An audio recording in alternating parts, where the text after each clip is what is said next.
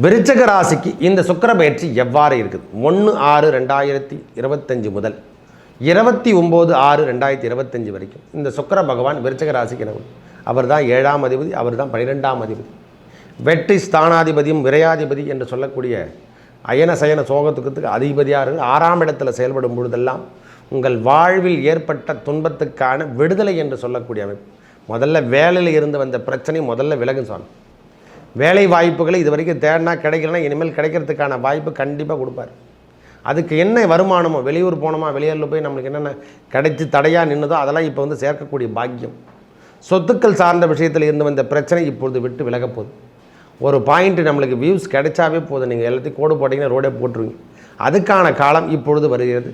செல்வங்கள் சேரும் நிதமான அமைப்பாக செல்வத்தை சேர்க்கக்கூடிய அமைப்பையா. கணவனால் ஏற்பட்டு வந்த பிரச்சனை இப்பொழுது விலகும். அடிவயிறு சம்பந்தப்பட்ட ப்ராப்ளம் இப்பொழுது தீரும். நல்லது நடக்கும். நன்றி, வணக்கம்.